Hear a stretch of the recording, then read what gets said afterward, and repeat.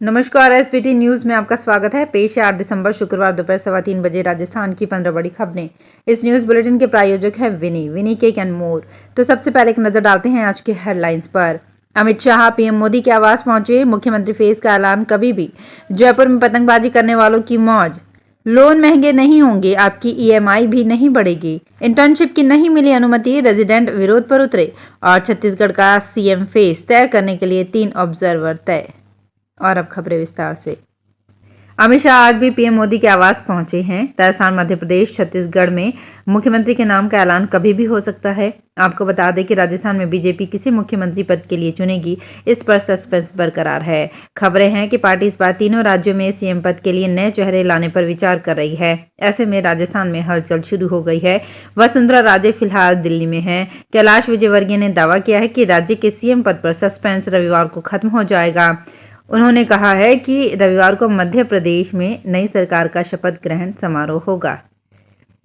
जयपुर में अगले महीने मकर संक्रांति है। इस बार लोगों को पतंगबाजी करने का मजा 2 गुना हो जाएगा, क्योंकि कलेक्टर ने इस बार अपने अधिकारों का उपयोग करते हुए जयपुर शहर में 15 जनवरी को सार्वजनिक अवकाश घोषित किया है। इसके साथ ही कलेक्टर ने 1 अप्रैल को भी शीतला अष्टमी का अवकाश घोषित किया है।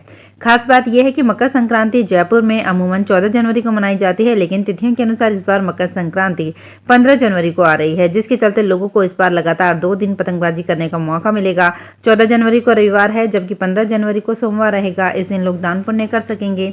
इसी तरह कलेक्टर ने 1 अप्रैल को शीतला अष्टमी पर भी स्थानीय अवकाश घोषित किया है। इस दिन चाकसू में बड़ा मेला लगता है, जिसमें बड़ी संख्या में स्थानीय लोग माता के दर्शन करने चाकसू स्थित मंदिर जाते हैं।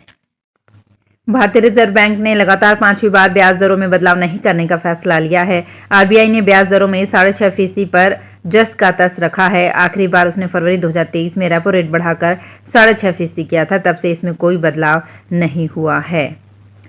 दूसरे देशों से एमबीबीएस करने के बाद रेजिडेंट को राजस्थान में इंटर्नशिप की अनुमति नहीं मिली, जिसकी वजह से नाराज सैकड़ों रेजिडेंट डॉक्टर अब विरोध प्रदर्शन पर उतर आए हैं। राजस्थान मेडिकल काउंसिल में रेजिडेंट की ओर से धरना दिया जा रहा है। रेजिडेंट का कहना है कि दूसरे देशों से एमबीबीएस करने के बाद नेशनल बोर्ड ऑफ एग्जाम की ओर से आयोजित एफएमजी परीक्षा को पास किया, उसके बाद इंटर्नशिप करने के लिए अप्लाई किया, लेकिन इंटर्नशिप की अनुमति ही नहीं मिली। छत्तीसगढ़ में मुख्यमंत्री चुनने के लिए बीजेपी ने पर्यवेक्षकों का ऐलान कर दिया है। केंद्रीय मंत्री अर्जुन मुंडा, सर्बानंद सोनोवाल और पार्टी महासचिव दुष्यंत कुमार गौतम को छत्तीसगढ़ के लिए बीजेपी ऑब्जर्वर नियुक्त किया गया है। बताया जा रहा है कि तीनों ऑब्जर्वर शनिवार तक रायपुर पहुंचेंगे। इसके बाद प्रदेश प्रभारी ओम माथुर और नितिन नवीन के साथ तीनों पर्यवेक्षक विधायकों से रायशुमारी करेंगे। शनिवार या रविवार को विधायक दल की बैठक में सीएम का नाम का ऐलान हो सकता है। केंद्रीय मंत्री ज्योतिरादित्य सिंधिया ने शुक्रवार को कहा कि बुलेट ट्रेन का पहला सेक्शन 3 साल के अंदर शुरू होगा। उन्होंने हाल ही में अयोध्या एयरपोर्ट प्रोजेक्ट का निरीक्षण भी किया है। सिंधिया ने कहा कि दिसंबर अंत तक अयोध्या एयरपोर्ट तैयार हो जाएगा। पीएम मोदी इसका उद्घाटन करेंगे। आज देश में 23वीं वंदे भारत ट्रेन चल रहा है। 2047 तक 4500 वंदे भारत ट्रेनें चलाने का हमारा मिशन है। मध्य प्रदेश में मुख्यमंत्री के नाम को लेकर बीजेपी में विचार मंथन का दौर जारी है। पार्टी ने बैठक से पहले रायशुमारी के लिए आज 3 पर्यवेक्षक नियुक्त कर दिए हैं। इनमें हरियाणा के मुख्यमंत्री मनोहर लाल खट्टर, भाजपा ओबीसी मोर्चा के राष्ट्रीय अध्यक्ष डॉक्टर के लक्ष्मण और पार्टी के राष्ट्रीय सचिव आशा लकड़ा शामिल हैं। माना जा रहा है कि खट्टर और के लक्ष्मण विधायकों से 1-to-1 चर्चा कर सकते हैं। हरियाणा के एक किसान को जोधपुर के एक शातिर ने गोल्ड में मुनाफा दिलाने की बात कहकर 1 करोड़ 35 लाख रुपए ऐंठ लिए। गोल्ड और मुनाफा नहीं मिलने पर आरोपी को कई बार कॉल किया गया।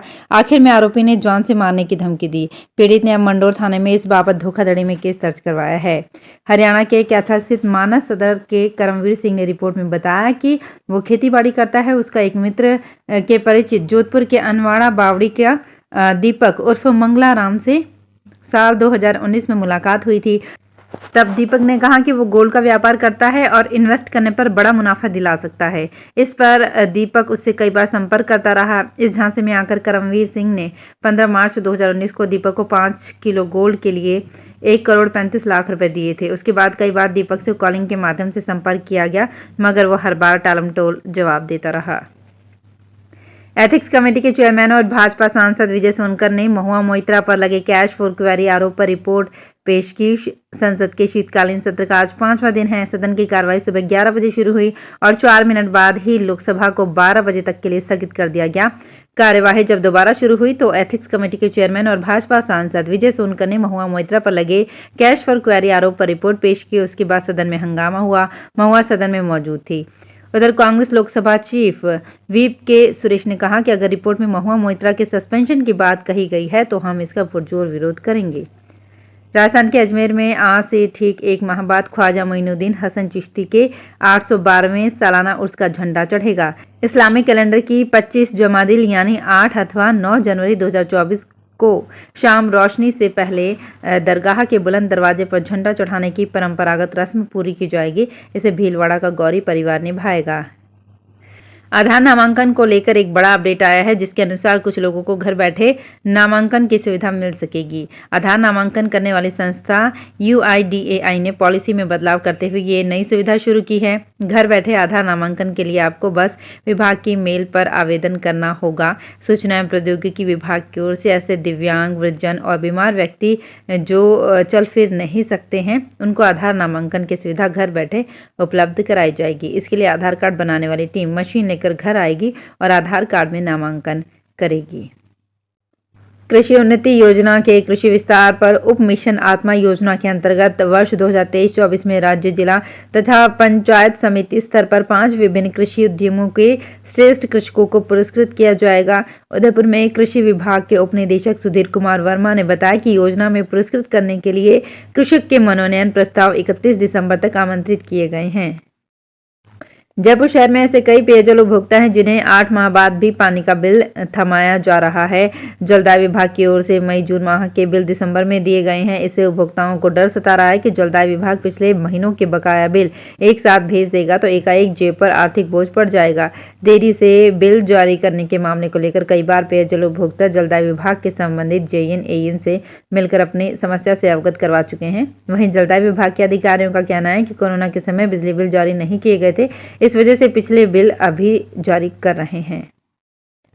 सुप्रीम कोर्ट व हाई कोर्ट के 1 बार 1 वोट के निर्देश पर high court bar association Jaipur, the bar association Jaipur, the district advocates bar association Jaipur व सांगानेर बार एसोसिएशन सहित अन्य बार एसोसिएशन के 2023-24 के वार्षिक चुनाव शुक्रवार को शुरू हो गए हैं।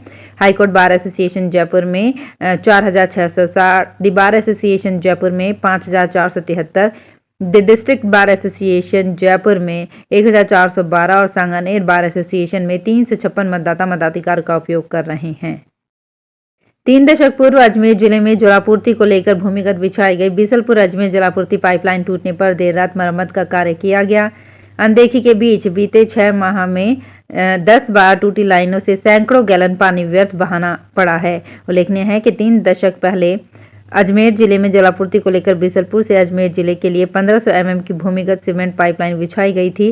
गत दिनों केकड़ी जिले के बघेरा बाईपास पर लाइन की क्षतिग्रस्त पाइपलाइन से व्यर्थ पानी बह रहा था। विभाग ने शटडाउन लेकर मरम्मत कार्य शुरू किया।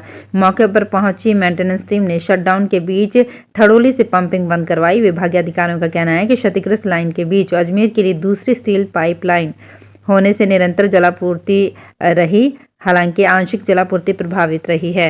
तो फिलहाल इस बुलेटिन में इतना ही, फिर हाजिर होंगे कुछ और बड़ी खबरों के साथ। अगर आप भी अपने आसपास की छोटी बड़ी और महत्वपूर्ण खबरों से अपडेट रहना चाहते हैं तो सब्सक्राइब कीजिए हमारे चैनल SPT न्यूज को और प्रेस कीजिए बेल आइकन पर।